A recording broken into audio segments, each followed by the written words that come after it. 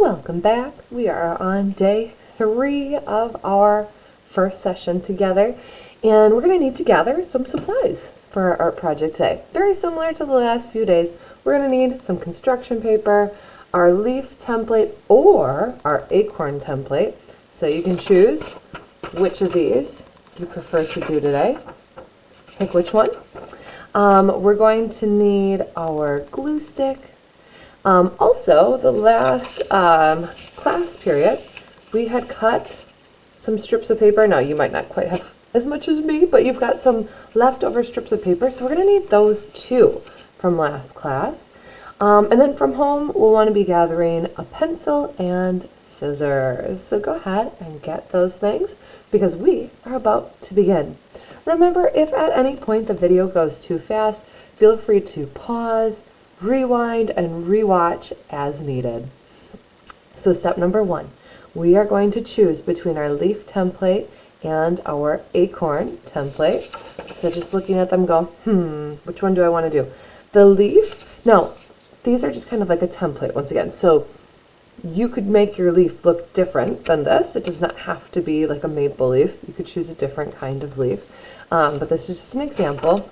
Or the acorn. You can see the leaf, for most of them, is probably going to be a little bit more work to cut out, right? There's more detail around those edges. So just know if you're choosing that one, it will take a little bit more time to cut out around those edges.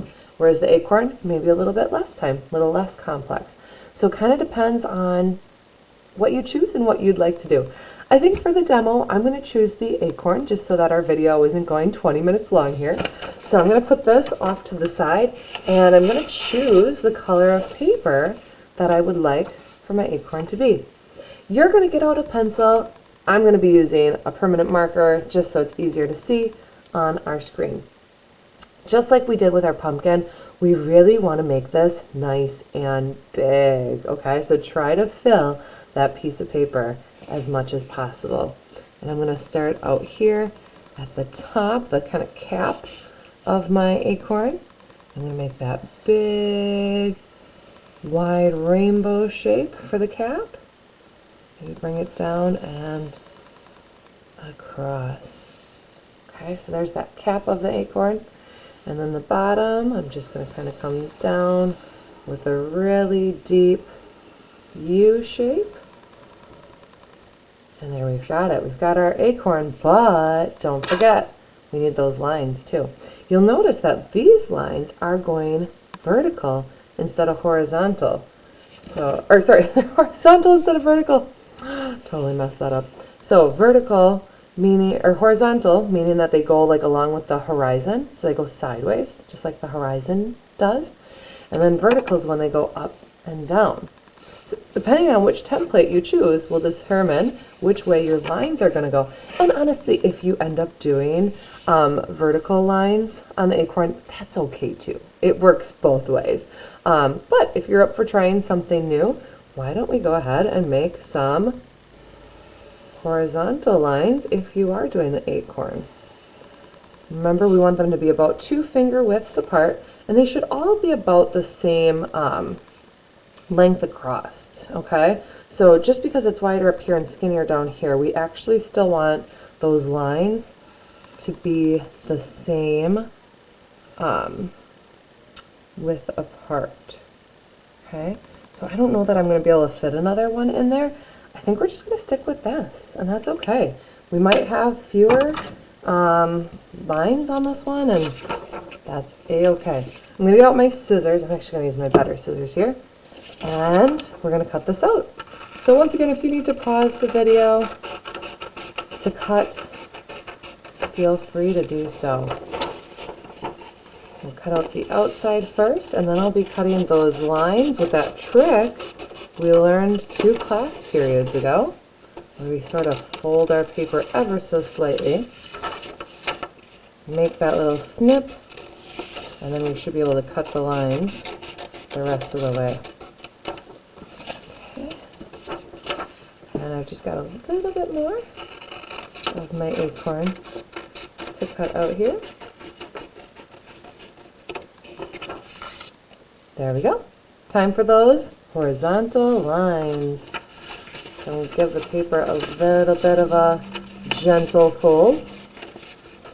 And you can go ahead and actually, if you want to do each of the lines while we've got it folded instead of one at a time, you can do that. So just kind of going down like so. And once I've got that snip in there, just like we did 2 classes ago, we can continue that line across in both directions. And once again, if you've got more lines than me, you need a little extra time to cut them out, pause as needed. We will all work at our own pace, and that is absolutely perfect for each of us. You notice I'm also not too worried if my lines are not perfectly straight. If anything, it's just going to add some whimsy and some charm. All right. Once we're ready with that, you should have some colors of paper left over from yesterday. So I'm going to get mine out. There's some colors from yesterday. You'll notice they might be, depending on which you chose, they might be really long in comparison, so we might have quite a bit of a tail to cut off. We're not going to worry about that. That's okay.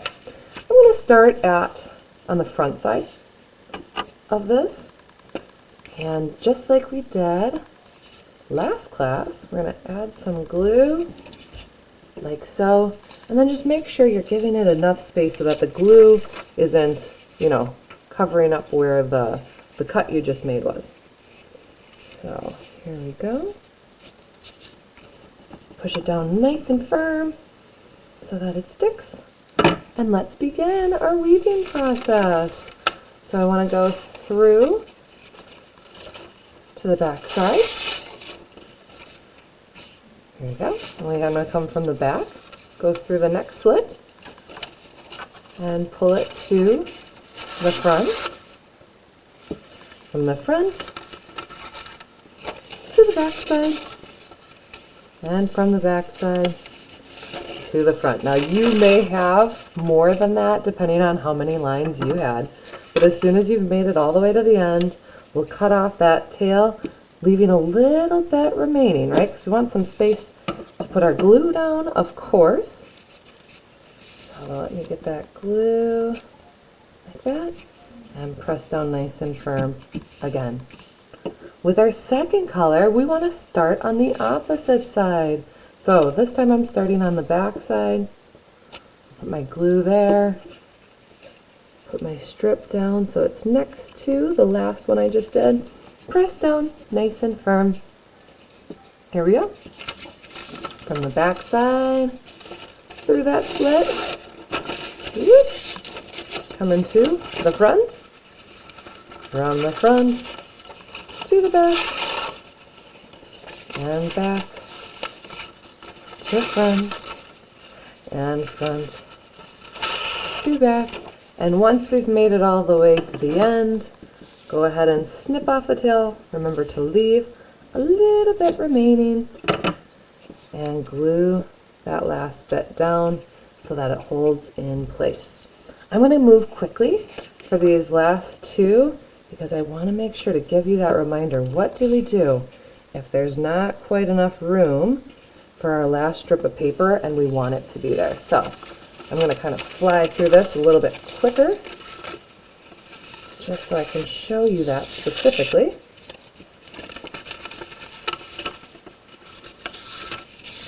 Okay, so there's my third strip.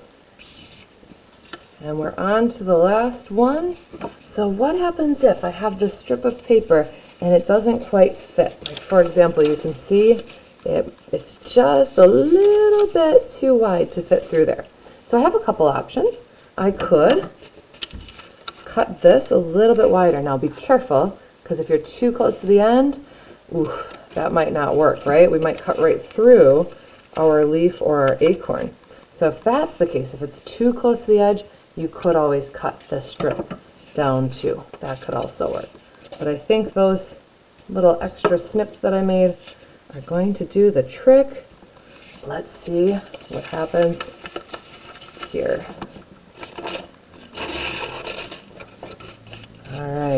And so again, I'm going to kind of cruise through it just to see. Ooh, it's kind of tight, but I think it might work. If I need to, if I see that it's still a little too tight, I can always snip a little bit more if needed. But I think, last one, let's see. Fingers crossed. Ooh, we made it.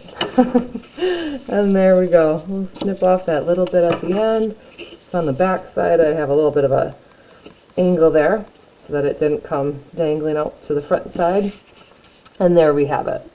Whenever you're done, don't forget to come back into our Club Hub. Let me get back there. And we want to add our artwork. So if I click down here where it says Hall of Frame, we want to add our artwork to the Hall of Frame. And don't forget that how-to video is going to be on slide 1 where it says click here. So go ahead and click that if you still need help with how to add your artwork to the Hall of Frame. And I cannot wait to see how this turns out. See you next time.